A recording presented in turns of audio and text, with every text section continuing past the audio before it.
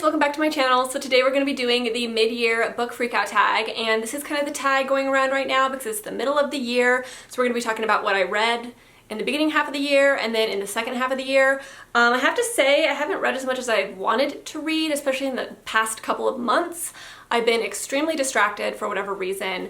It's been really hard for me to just sit down and really focus on reading, and I think it's partly everything that has been going on in the world this year and just lots of things. So yeah, it's just been kind of an odd year as far as reading goes. Let's go ahead and get into the questions. The first question is, best book that you've read so far in 2020. Okay, so this one is hard because I feel like I haven't read a book this year that I've been blown away by. You know, those books where you're like, oh my god, this is gonna be a forever favorite for me. This is gonna be on my favorites list. I'm gonna recommend this to everybody. I haven't read a book quite like that yet this year, but I have to say, if I could pick one that is or was the most enjoyable, something that just I needed at that time. It was the kind of book I was looking for, and I loved the pacing of it. I loved that it was new adult and it wasn't young adult, but it had young adult vibes, but it was still new adult. You know what I mean? I feel like that's really, really, really hard to find. This book is just what I was looking for, and I got what I wanted. And it is Serpent and Dove by Shelby Mahurin. Now, I know that this book has a lot of controversy behind it. Some people love it, some people hate it. I personally really liked it. I thought it was really good. Like I said, I love the pacing, and I know there were some issues in it that I talked about in my full wrap-up video, but I really did love this book a lot. I love the character development. I love the relationship between the two characters and how it grew and how it changed and how each individual character changed a lot and grew. I don't know, I just thought it was really good. I liked this book, and I love that it was new adult, and I really loved where it kind of ended, and it makes me excited to see where the characters are going to go in the next book. I just really liked it. If you're looking for something that's more new adult, it has some more smutty scenes in it, I think that you will like this. It does have witch type vibes in it as well. Probably my funnest read of the year, or the one that I just genuinely really just loved sitting down and enjoying. This probably was it. So the next question is the best sequel that you have read so far in 2020. Okay, so this one's hard because I've only read one sequel this year in 2020. I actually didn't really love it a ton. I gave it 3 stars, but it was definitely not amazing by any means, and that was Monstrous, which is a graphic novel. And these books are good, they're just really confusing, and there's a lot of information in them. It's very info dumpy, and I find myself when I read these to be A, either really confused, or B, slightly bored, and I just kind of am waiting for interesting stuff to happen, or for everything to just click for me. And so this one wasn't really the best, but that's the only one that I've read this year that is a sequel. So instead I'm gonna say sequel that I'm most excited to read, or one sequel that I'm really looking forward to, and that is A Beautifully Foolish Endeavor by Hank Green. I read The Absolutely Remarkable Thing by Hank Green earlier this year, and it was so good. It was so well done. And the sequel comes out, I think July 7th or something like that, and I'm excited to read it. I loved where the first book ended. It ended in such a good cliffhanger, and I'm just curious to see what happens in that book. I'm just really curious. So I'm really excited to read that, and I'll probably read it soon once it comes out. So the third question is new release you haven't read yet but want to. So for this one, I'm gonna go with Ember Queen by Laura Sebastian. So I wanted to read this as soon as it came out because I read the first and second book, and both of them were 3-star reads for me. I really liked them, but I've heard that the third book is phenomenal. It's a really, really good book, and it's the best one out of the trilogy, and so I'm really excited to read this. I heard that there's a lot of really good action scenes in it, a lot of growth within the characters and relationships and stuff like that. So I've heard that the third is the best. And so I'm really excited to read this. I want to see what happens. And I think that this book series it's really good. It's very political, like I've said in the past. But I think the storyline is overall pretty good. And I'm just excited to see kind of what happens and how this is all going to conclude. I don't like this cover. It's my least favorite cover of the entire series. The first 2 books are amazing, but this one is just really cheesy to me. But yes, I would say that this one is probably the one I'm most excited for. So the next question, number 4, is the most anticipated release for the second half of the year. So for this one, I'm gonna go with, what is it called? Blood and Honey by Shelby Mahurin. So this is the follow-up book to Serpent and Dove, and like I said, I liked that book a lot, so I'm really excited to see what happens in the next book. I'm excited to see kind of like where it goes. I like the characters, I like the character growth, and I want to see how much she grows the characters in the next book. And I really am curious about some of the side characters, because two of the side characters, I can't remember what their names are now, it's been a while, I'm like the worst at remembering names, were two of my favorite characters in that book. So I'm excited for it, I think it's gonna be good, and that cover is everything, so I'm excited for that one. The fifth question is the biggest disappointment. Okay, so this one is really easy for me. This is the only book I've given 2 stars to this year, and it is All Your Twisted Secrets. So this is a book I read, I would say a couple of months ago, and this book, when I was reviewing this book in my last wrap-up video, it cut off halfway through the review. I have no idea what happened to the rest of the footage. It was the weirdest thing, but this book was just so not my cup of tea. I feel like this book, it had 2 different timelines. It was like a past timeline and a present timeline, and I hated the past timeline because it was just going back into the past to tell you these stories, to like help you understand like how these characters were connected, and like every time we'd jump to the past, I like did not care at all. It felt very petty, very like high school drama-y, which I don't like in books. Like I hate when books get too high school drama-ish. It's just not my taste in books, and this definitely had that element to it, and I just felt like it was really freaking boring. And the ending also was super weird to me. The twist was kind of interesting, I guess, but the very end, like the way everybody reacted to it was so weird to me. Like everyone was just kind of like, oh, that's kind of weird. And I also felt like the characters were really one-dimensional, like really one-dimensional and extremely stereotypical, which I think the author kind of did on purpose. I think she was going for a Breakfast Club vibe, and if we're being honest, the Breakfast Club is very stereotypical, and she was going for that vibe, but it came across not necessarily as like just stereotypical, it was like flat stereotypical, and I didn't like that either. I felt like it was just kind of like bland, and it made the characters like I wasn't that interested in them, I guess. Yeah, just not a favorite. Okay, so number 6 is the biggest surprise. So the book that surprised me the most would definitely be Bloodwater Paint by Joy McCulley. So this book is about Artemisia Gentileschi. I just talked about this in my last wrap-up video, and I was really interested in this book because I have some interesting ties to Artemisia in my like relationship with Travis. Like go watch the other video and you can understand. But I was really interested to learn more about her and like what her life looked like and stuff like that. And so that's why I wanted to pick this book up, was for that reason.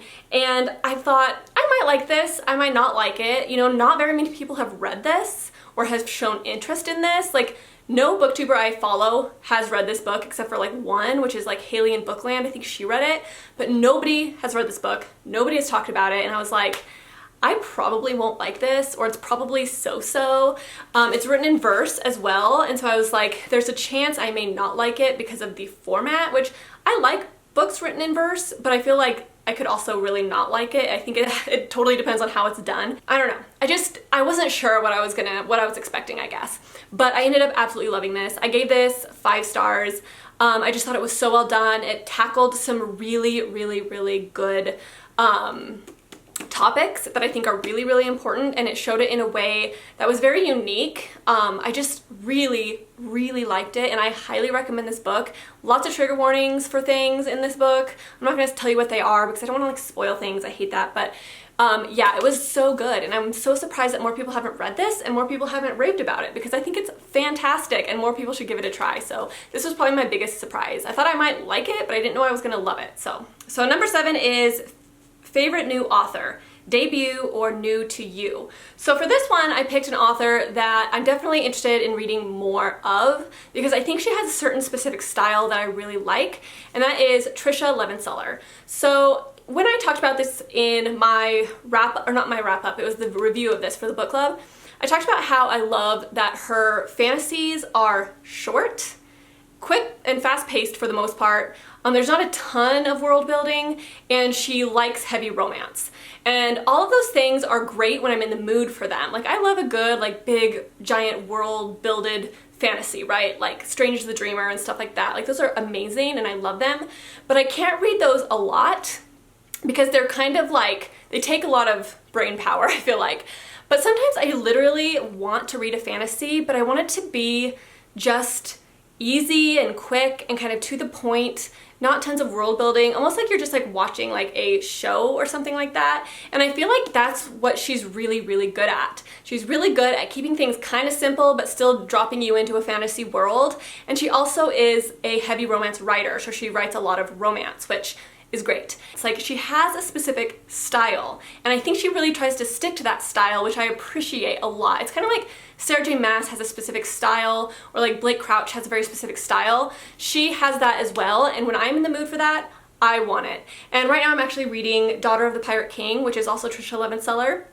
And I want to pick up the Warrior Wild book, I think is what it's called. That's also by her, and I've heard that's really good. So I think Tricia Levenseller is going to be one of those authors for me that I'm going to kind of like automatically pick up, right? Like I'm gonna be like, okay, Tricia Levenseller, she just came out with a new book, I want to read it because I just like that quick, kind of fast-paced fantasy that's like not too deep, not too heavy, and that's what she gives you. So the next question is the newest fictional crush. So, okay, I was thinking about this question and I don't have one. I haven't really read a fictional character that I'm absolutely like in love with. You know how there's those love interests in books where you're just like, he's everything? I haven't had that in a book yet this year, but I would say the Shadow King in this book would probably be the closest to my favorite. I mean, there was things about him that I didn't like too, and he definitely wasn't like perfect, but I do really like love interests in a fantasy world, and I also love the kind of love to hate or kind of like the misunderstood evil. Like when a character is evil, but they're like misunderstood evil, if that makes sense. I really like that as well. And he definitely has that. He definitely has like kind of Rhysand vibes, but like not as good as Rhysand, but like kind of those vibes, you know what I mean? So I would definitely say the Shadow King. I can't remember what his name is. Kallias? Okay, number 9 is newest favorite character. Okay, so this one was really hard for me actually to think of, and then I remembered 2 characters from one book, and it is the 2 witches, the Hempstalks from The Ocean at the End of the Lane. Now I'm not talking about Hetty, I think it was Hetty, or was it Letty? I think it was Letty actually. Letty was the kid, right? Like the daughter of the Hempstalks, but my favorite was the mother and the grandmother. And there was something about those 2 characters, and I talked about this in the wrap-up, that I just loved.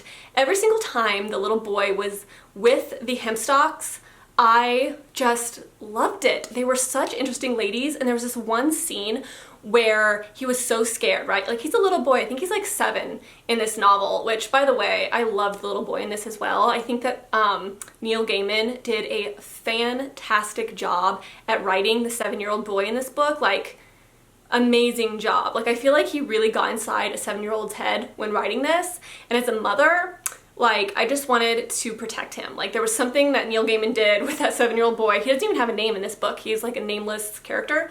But, oh my god, it was so good. But there was a scene where the 7-year-old boy was really scared and he didn't know what to do, and he went to the Hempstalks' house. And what Neil Gaiman did was he made the witches, I say witches, I don't know what they are, he doesn't really say, but he made them comfort the little boy by making their home just the most cozy place of all time. Like they gave him a nice warm bath and nice fresh clothes and lots of food to eat, and then they put him up in this really cozy bedroom with a fireplace and a nice, you know, bed that's really comfortable, and he felt so safe and comfortable, and all of his fear went away when he was with the 2 Hempstalks, and it made me love those characters. I was just like, thank you for taking care of that sweet little boy. Like, and there was just something about them that I really liked, and I loved at the end of the book how they're just kind of mysterious. You can't really figure out what they are or like exactly what they're hinting towards. Like, I think he did such a good job. This whole book is really good. The way he did these characters, he's a genius. Number 10 is book that made you cry.